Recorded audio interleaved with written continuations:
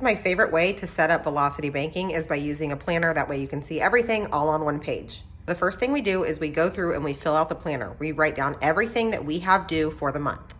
All the expenses in green are the cash expenses, which have to be paid directly out of your bank account, either with an ACH transfer or with your debit card. Anything in pink is a credit card payment.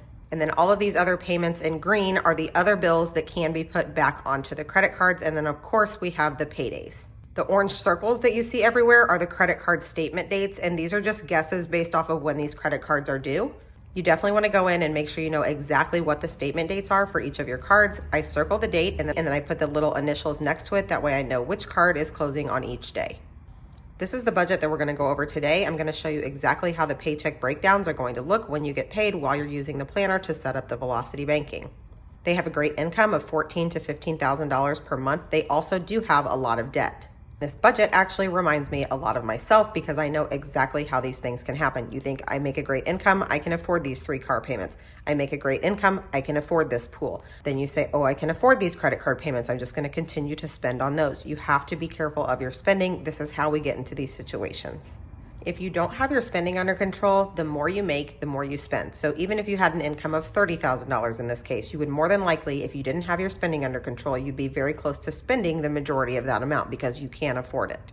So we definitely have to look out for spending. Now in this budget, the miscellaneous spending, there should be a lot more going on in this category. I don't see any subscriptions, no out to eat, no shopping, no personal care. So there's a lot of things missing from this category, which is part of budgeting accurately. You have to go in and see what you're actually spending and base your budget off of those numbers. And if we're doing Velocity Banking, we have to be very, very careful of what we are going to spend back on our credit cards. Everything that we spend back on these credit cards has to be planned. It's very easy to plan for the normal monthly expenses that you know those bills are due on a certain date and they're usually a certain amount. What does get hard about Velocity Banking is the miscellaneous spending, because a lot of times we'll go in and we'll put more than we're supposed to back onto the credit cards. Now in this case, I see their credit card balances should be going down around $4,000 per month. They're also making loan payments to all of these loans right here, which sometimes we get so caught up in making loan payments that we don't realize that the balances on these loans actually are getting lower, and at some point those will be paid off. And the good thing about these loans is we can't go in and spend money back on them. So those balances are going down every month. Make sure you're tracking the balances of all of your debts. These actually are getting lower every time you make a payment. Okay, so let's go over how we set up the Velocity Banking now that we've gone through all the basics. I have listed all of their bills for November, but we're actually going to go back to October when they get their paychecks on the 25th of the month. So their paychecks on the 25th equals $7,500. Then as soon as they get paid on the 25th, we're going to go through and look at what cash expenses are due between this paycheck and the time that the next paycheck comes. We have $200 for savings, $140 for the cleaners, $2,930 for the mortgage, $120 for the mowers, and $700 for the SUV. So $4,090 needs to come out of that paycheck to pay those cash only expenses. We subtract $4,090 from the $7,500. This means we have $3,410 left over to pay the credit cards. So $3,410 we're going to pay directly to the credit cards. Now let's go back again. Then we go through and see which credit card payments are due between this paycheck and the next paycheck. So we have $400 for the Discover card and then $220 for the Wells Fargo that's due actually on the 1st. So we only need to make $620 in minimum payments, but we're paying $3,410 to the credit cards. So we have $3,410 that we're going to pay to those 2 credit cards. Now we're going to go back in and see which bills we plan to put on each of these credit cards. Now the way their credit cards fall, I would put these bills on one of these 3 cards, or you can split it up amongst the 3. And then this one gas bill at the end of the month, I would put on the Capital One card. Now let's look at when those statement dates are. Okay, so the gas bill is due on the 25th. We have a statement probably on that Capital One card or this Wells Fargo that closes the day before.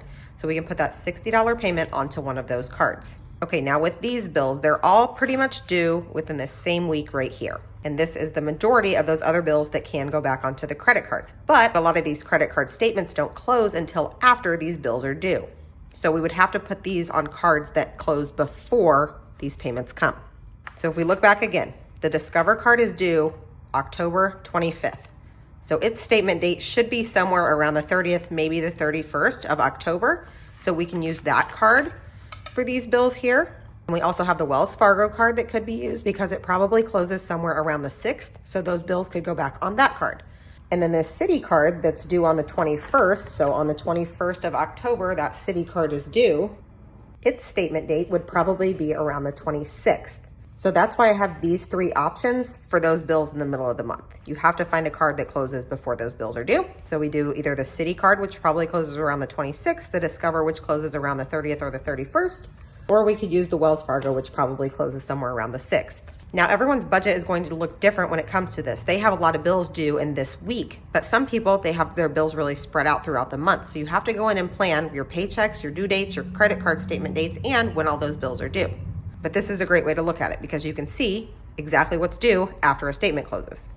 Okay, for this example, since I don't know exactly which cards they're going to use, we're just kind of going to split these up and we're going to use all 3 of these cards and then that Capital One card for the last bill. Now we've determined which bills we're going to put on each of the cards. So this means the other cards that we don't have on this list, we are not going to use. So we are going to be using the Citi card, the Discover card, possibly the Wells Fargo, and then this second Capital One here. That means all of these other credit cards we will not be using at all. We're just going to let the balances go down on those. These other balances here will fluctuate on these credit cards as we pay and then use them and pay and use them.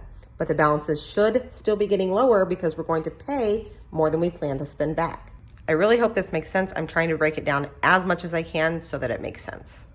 Okay, let's say we're going to put this on the Citi card. These 3 bills here are going on the Citi card. And then these here are going on the Discover card. And then these 2 here can go on the Wells Fargo. Now, again, you could put more on the Discover if you wanted to and not use the Wells Fargo, whatever you want to do. But let's just, for now, for the example, that's how we're going to do it.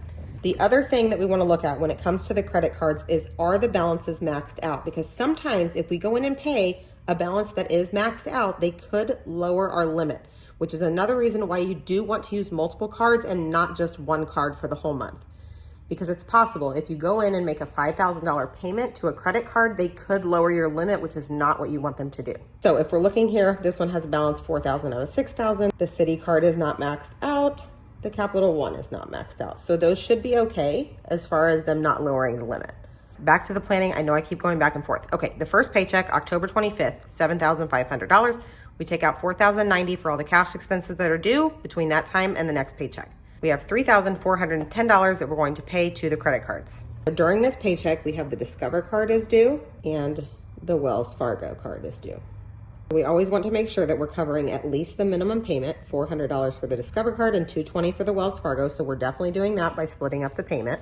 Now notice we're not paying that Citi card with this paycheck. So that balance may temporarily go up on the Citi card, but you're going to pay it back down again before it reports. On the Discover card, we have $275 plus $120 going back on it, plus the minimum payment of $400. So we want to pay at least $795 to this card. So let's just say that Discover card, we're going to pay $2,400. So that would be $1,010 that we're going to pay to that Wells Fargo card that is due on the 1st. Then we wait for those statements to close. So the Discover card was closing probably around the 30th, 31st. The Wells Fargo is probably going to close somewhere around the 6th. Now you're not spending anything on the card until after those statements close. We're going to go back in and put these bills here back onto these 2 cards and then that Citi card that closed on like the 25th. Let me show you what this looks like. The Discover card has a limit of $6,000. The current balance is $4,000. We're going to go in and pay that $2,400 that we planned on paying. That's going to bring the balance down to $1,600. Then they're going to add a little bit for interest. If we calculate the interest, let's say the interest rate is 28%. Let's say it's $100 that they're adding back onto this card. So now the balance is going to report around $1,700. So before the balance was reporting at $4,000, now it's going to report at $1,700, which is what's going to help the credit score. Then remember, we have these 2 bills here that are going back onto that card. So $1,700 plus $120 plus $275. Now the balance is going to go back up to $2,095. This is after the statement's closed. Then you go back in and you put those 2 bills on that card. You planned to put these 2 bills on that card. So once those 2 bills go on that card, you stop spending on that card. So we've covered the first paycheck that comes on the 25th of October. Now let's look at the second paychecks. We get another paycheck on the 8th and then another one on the 10th. Again, the income is going to be $7,500. We go through and look and see which cash expenses are due between these paychecks and the time that the next one comes on the 22nd. So we have $450 for the Nissan, $200 for savings, $85 for Affirm, $441 for the pool, $140 for the cleaners, and $668 for this other car. So here we have $1,984 cash that has to come out before we pay any money to the credit cards. So $7,500 minus $1,984. This leaves $5,516 that can be paid to the credit cards. Now we go through and look and see which credit cards are due between this paycheck and the time the next one comes. This didn't fit on the paper, but we actually have 4 more credit cards here that are due on the 10th. So that's why these are hanging out over here on the side. Now remember with the city card, I said we were going to put some of these bills in the middle of the month on that card after that statement closes at the end of the month. So we have to pay at least $220 plus $400 plus $150 plus the minimum, which is $200. And that should cover the interest as well. So $970 at least has to go on this card to not have the balance go up. We're paying about $1,000 extra so that the balance actually goes down. The only other card in here that we were going to use was the Capital One card, which was just for that one gas bill over here at the end of the month. So that's just $60. So for that Capital One payment, the payment on that is $176 plus $60. So you at least need to pay $236 to that card, but we're going to pay more. So we have $5,516, and then we're paying $2,000 to the city card. This leaves $3,516 left that we're going to pay 1, 2, 3, 4, 5, 6, 7, 8, 9 credit cards with. Let's see what happens if we divide it by 9. That would leave $390 to be paid to each one of those cards, which if we go through and look, that does cover all of the minimum payments. Remember, we had these 4 cards over here. So that's one way you could do it. Just split up the payment, pay it to all those cards. Those were the cards you're not using. Another way you could do this is you could just add $100 to each minimum payment. That way some of these card balances are going down. If you would rather focus on other cards instead, then you could look at the balances on the other cards. So this one's at $1,500, this one's at $1,500. Maybe you want to pay $500 to each of those and then split the rest of the payments across the other cards. That way some of them are going down by a larger chunk. There are multiple ways to do this, but I like the credit card balances all to be going down. That way our credit score steadily increases. I'm just trying to give you all the options. Okay, so now we've made it through the October 25th paycheck and we've made it through the paycheck on the 8th and the 10th. All of these bills are paid. Now we're back to the paychecks that are on the 22nd and the 25th, which is the end of the month, beginning of the following month. So between these 2 paychecks, we get another $7,500. Then again, we go through, see what cash expenses we have. $200 for savings plus, I knew I was missing something, $140 for the cleaners. And then we would look at about the first 2 weeks of December, which again would be the mortgage, the mowers, the SUV. So we would add those again as well, $29, $30, $120, and $700. So again, we come to that same number that we did last month on October 25th of $4,090 in cash expenses. $4,090 comes out in cash. We have $3,410 going to the cards. Now again, with these paychecks, remember we're paying the Discover and the Wells Fargo for these bills here that are going to be due again in the middle of December. Remember, after we put the bills back on the card went back up to $2,095. So this card should still be at $2,095 because after you put those bills on there, you did not spend any more money. Now this time, if you wanted to, you could actually pay this card completely off or down to a very low balance.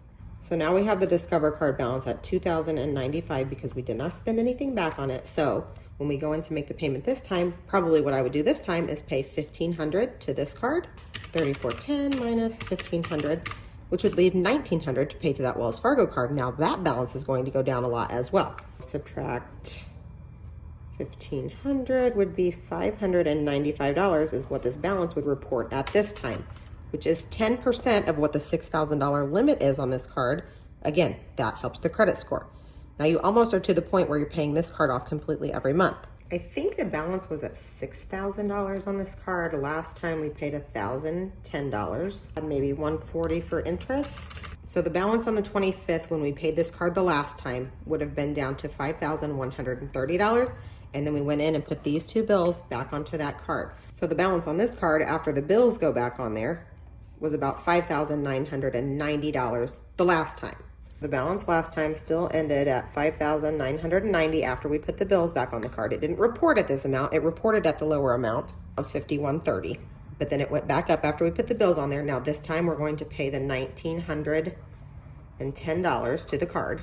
Then they're going to charge interest, which is probably going to be very similar to the month before. So let's just add $140. So the balance is actually reporting at $4,220. We started at $6,000 the previous month. Then this time, when you go back in and put these two bills, $768 and $92 on the card, we're at $4,220 plus $92 plus $768. Now the balance ends at $5,080. Once the balance gets here, after we put the bills on the card, we do not spend on that card. If it's not planned, we don't spend it on the card. Now, since we've done all this, the credit card balances should be going down around $4,000 per month. Not only that, they should be saving some money in interest. They're also earning rewards on their credit cards, and their credit score should be improving faster because of those credit cards reporting at those lower amounts. Now, remember in the beginning when I said the miscellaneous spending probably wasn't accurate? In this budget here, I did account for some extra spending. We're adding an additional $491 that goes somewhere in the spending category, whether it's out to eat, getting gas for the car, or personal care, anything that you're spending extra money on. So this could be many things. Don't forget to include subscriptions in the miscellaneous spending, and you would plan which cards those go on because they have a specific date that they're due. But the extra spending, if we have $491, what I would do is pick 4 credit cards. Could be the Costco card that you're gonna put $100 on. Could be this Capital One card that we were gonna put $100 on. Could be the Wells Fargo card. And then maybe that Discover card, you're gonna put the remaining $191 onto it. So you're able to spread your spending out some. You have about 1 card every week that you're going to use for some spending. You know exactly how much you have extra spending to go on these cards. Once you hit these amounts, you stop spending. That's the most important thing when you're doing velocity banking or any other type of debt payoff method. You have to watch your miscellaneous spending because that's where most of us get into trouble. It's not always our normal monthly bill payments that come out that cause us problems. It's the extra spending that we do on top of those normal payments. Okay, I know this video was a long one, but it really does help to use a planner. That way you can actually see on one page when everything's due, when your paychecks are coming in, when your credit card statements close. This is the way that I would suggest to plan it. I prefer to do it this way, but you can also do it in the list form.